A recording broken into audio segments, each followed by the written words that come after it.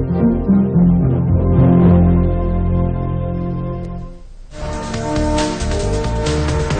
very good afternoon to you. Welcome to Lunchtime News. I'm Bernadine Jayasinghe. Let's take a look at headlines. Court orders CID to arrest a suspect connected to the murder of rugby player Wasim Tajuddin. Son of the former President Yoshita Rajapaksa and 4 others further remanded until the 10th of March. 9 OICs receive transfers. Bollywood actor Sanjay Dutt released from jail.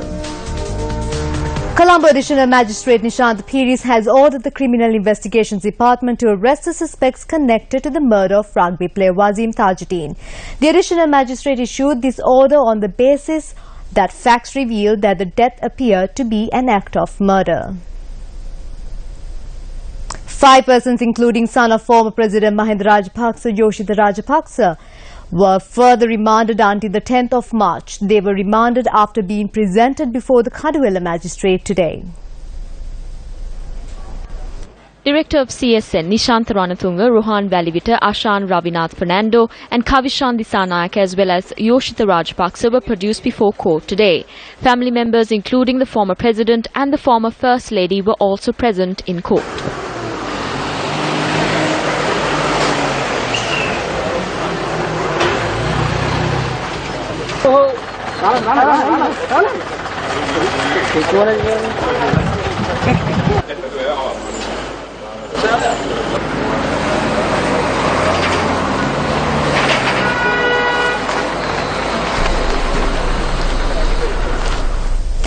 Issuing a communique yesterday, Chairman of the Presidential Commission to investigate onto complaints regarding missing persons, Maxwell Paranagama says that among its principal findings are that the allegation that 40,000 civilians were killed by the army in the final phase of the war is a myth, and that the Darusman report was misleading in the making that allegation.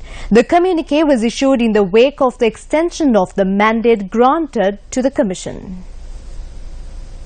The communique notes that also in its findings are that the allegation of starvation of the civilian population used by the armed forces as a method of warfare was greatly exaggerated. The findings given in the communique also state that the allegation that the Sri Lanka army fired into no-fire zones failed adequately to appreciate that in international law there were in fact no such zones in the final months of the conflict for the simple reason that the LTT did not accept zones as no-fire zones, which was an essential precondition in international law. The Commission in its communique, however, has stressed that allegation of indiscriminate shelling would be investigated. The Prime Minister of New Zealand, John Key, who is currently on an official visit in Sri Lanka, visited Kandy today. Upon his arrival to Kandy, the New Zealand Prime Minister paid homage to the historic sacred tooth relic.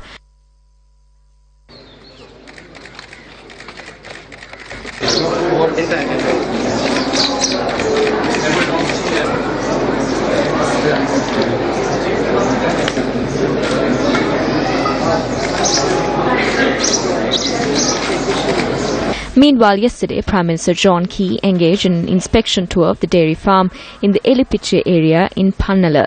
Ministers Gamini Jayawickrama Pereira and P. Harrison accompanied the New Zealand Premier on this inspection tour.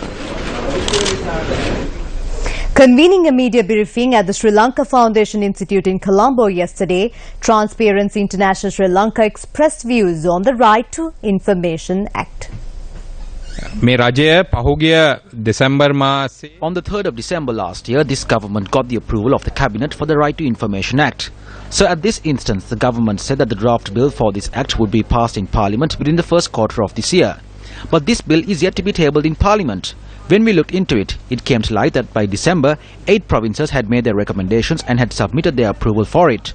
But the Northern Province had not made their recommendations. There was some sort of delay on their part. Nevertheless, it has come to our notice now that the Northern Province too has submitted their recommendations and approval. So as there is just a month remaining in the first quarter of this year, we urge the government to table and pass this draft bill as promised before this time frame comes to a close. An education and sales exhibition organised by the Kalutara Balika Vidyalaya commenced at 9 a.m. today. The exhibition and carnival will be held until the 27th of this month. Newsfirst are the media sponsors for the event. The exhibition and carnival comprises of 88 stalls of the state institutions of public sectors and exhibits of children's new innovations.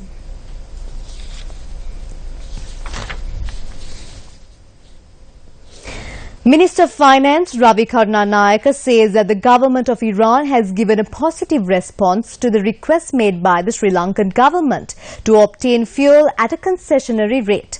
Minister Karunanayake made this statement following a discussion with visiting Iranian Minister of Energy Hamid Chichian and his delegation last evening.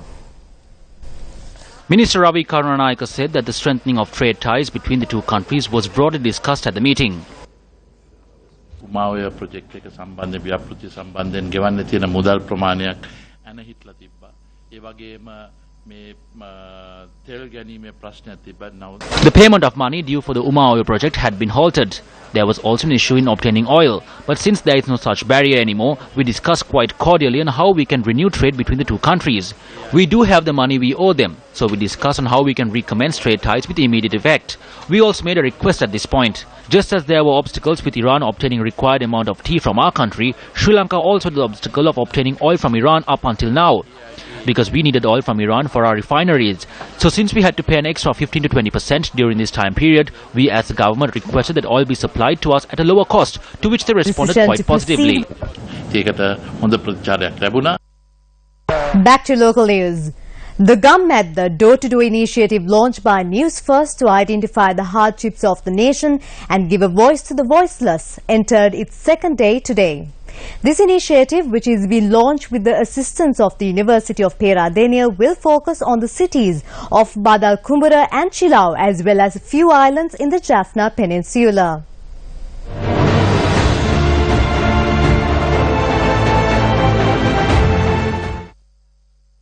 On day 2 of the Newsfirst Gum at the Door-to-Door campaign, the Newsfirst team continued their objective of reaching out to the people of the most rural areas in the country to inquire into their issues.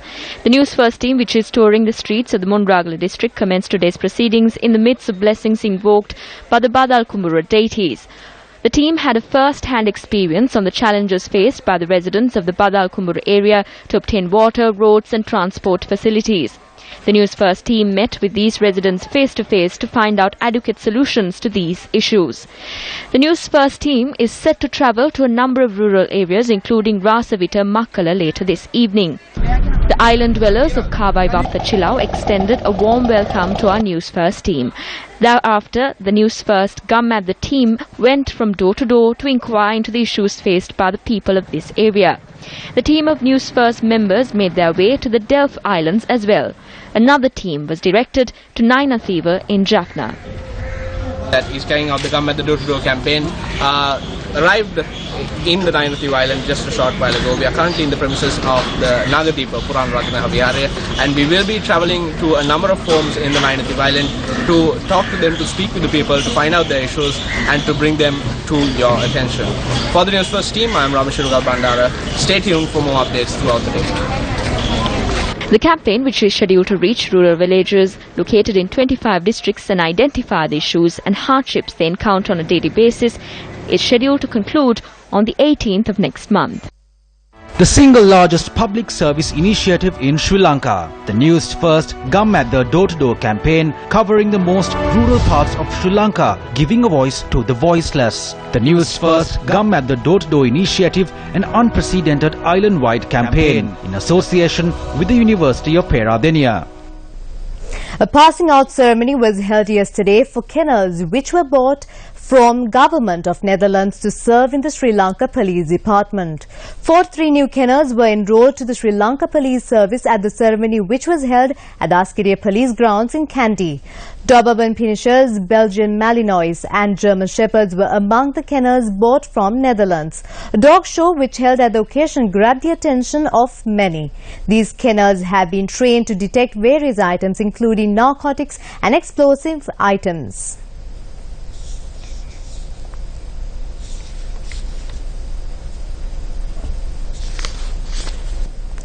Before we wrap up today's edition of Lunchtime News, we leave you with CCTV footage of a motorbike being stolen in the Darga town on the 23rd of this month.